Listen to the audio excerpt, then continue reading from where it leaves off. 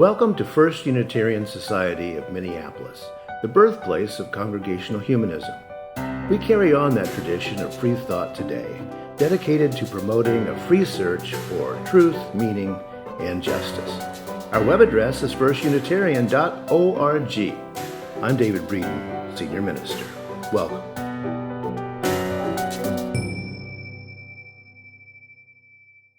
So some of you who have been here for a while already know this, but my time here at FUS started as an experiment.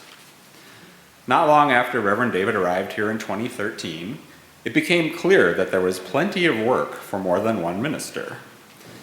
David had a couple of part-time interns helping out, but they were going to go away, and the workload was not.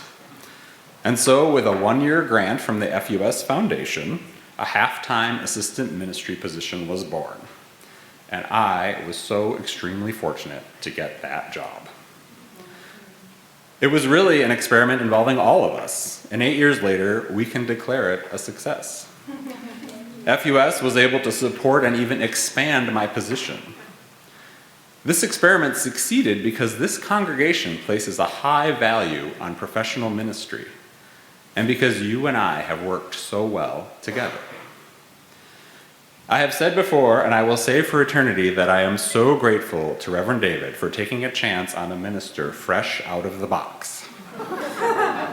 When I started, my specific duties were laid out in my letter of agreement, things like pastoral care and adult programming. But it was the overarching charge that David gave me that was perhaps the most important. I don't remember exactly how he said it, but he basically told me, "Jim, I mostly just need you to be yourself." I knew almost immediately what he meant. I said, "Oh, you need me to be a good-natured humanist who likes and cares about people. I can do that." And what a tremendous privilege it has been. So many jobs in this world involve paying people to do things they'd never otherwise do. And here I was, getting to bring my full self to my role. Not every day has been perfect, of course. Every career has its moments and ups and downs. But more days than not, I would come to work filled with gratitude. I get to be a minister today. One of the pillars of my ministry is hospitality, striving to make this congregation and the world at large more welcoming to more kinds of people. And the core operating question of my ministry has been, what do they need? What do you need? The answers to that question have been ever-changing, ranging from highly individualized situations to the best interests of the institution as a whole.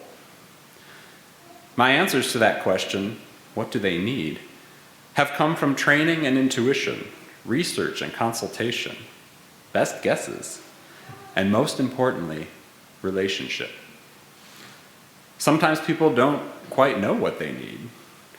You're in a crisis, or you're dealing with the trees right in front of you and not seeing the forest, or you simply don't know what the options are out there. Relationships have helped us work together to figure the answers out. On the best days, my ministry has made me feel like a kid with a new box of Legos, getting to be creative in the purest sense of the word, bringing into existence something of value where previously there was nothing. We, you and I together, have gotten to create so much over the years. Discussion groups, writing groups, a right relations team, a mental health awareness team, a young adult group, grief groups, coffee hours, happy hours, a hiking club, classes on everything from death to rising authoritarianism to the history of African Americans within Unitarian Universalism. And we have created so many Sunday assemblies full of meaning, connection, laughter, song, and beauty. What do they need? Sometimes we needed a bingo game or a birthday party. Sometimes we needed a chili cook-off or a talent show to get us through the more isolating times of the pandemic. Sometimes we needed a beautiful memorial service at which all the right things were said. Sometimes you've needed to sit on my office couch with a box of tissues. Sometimes we've just needed a really fun wedding, and we've had plenty of those. And what a joy it has been to serve in a place where new ideas can land on fertile soil. Because around here, among the congregants, the instinctive responses tend to be, tell me more, I'm in, let's go. And even though I'm preparing to say goodbye, we get to keep so much of it. You get to keep the connections and the ideas. I get to keep all that I have learned from Kelly and David and the staff.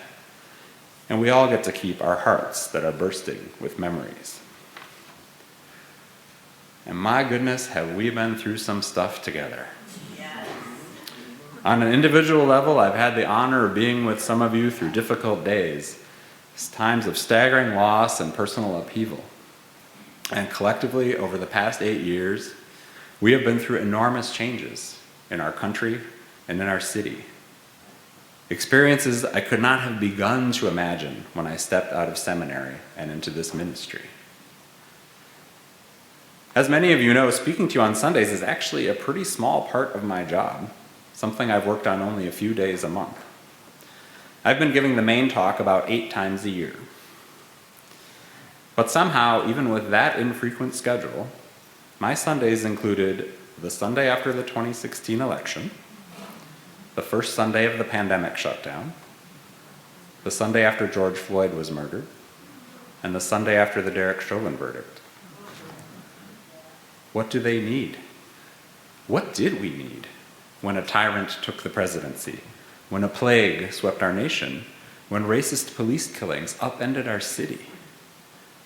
These were hard, huge things, but we found our way through together, all of us, congregants and ministers, and I would not have wanted to go through it any other way. Even as I am so grateful for journeying with you, it is these seismic changes in our city and in our democracy that have contributed to my decision to move on from this particular ministry. I have learned so much, but I've grown about as much as I can grow in this specific container, and it's time for a new season. I've preached repeatedly about the importance of taking breaks, and I'm following my own advice as I look into new ways of being, living, writing, serving, and advocating for change. I'm hoping for a life that is both more contemplative and more relational, also with more weekends off. In the past couple of months, beloved members of FUS have sent me countless emails, cards, and comments to wish me well, and there are 2 themes: gratitude and sadness. I also am definitely feeling both of those emotions. As I prepare to say goodbye to all that has been so good, I've discovered that I am living out my own grief sermons, hearing my own words echo in my head. Grief will catch you when you least expect it. Grief is not linear. Find loved ones who will listen to you. Grief is the price of love. Sure is. I once overheard a minister, who is not here today, say this about their congregation: I'm not there to love them, I'm there to serve them. That comment surprised me, because for me, it's always been a very strong both and. As we say here every week, love is the spirit of this place, and I can't imagine serving people I didn't love.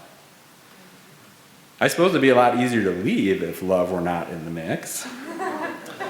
But for me, love is the difference between a job and a calling, between a job and a ministry.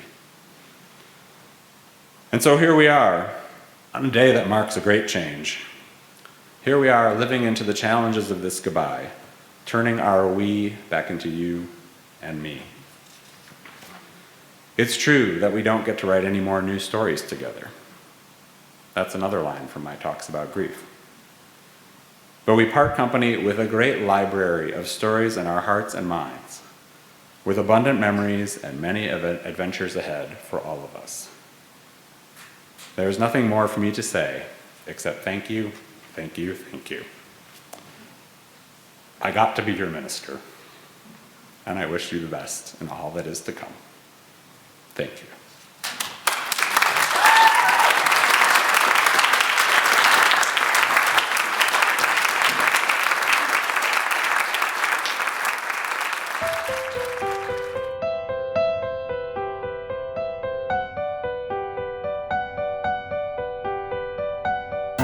Thanks for listening.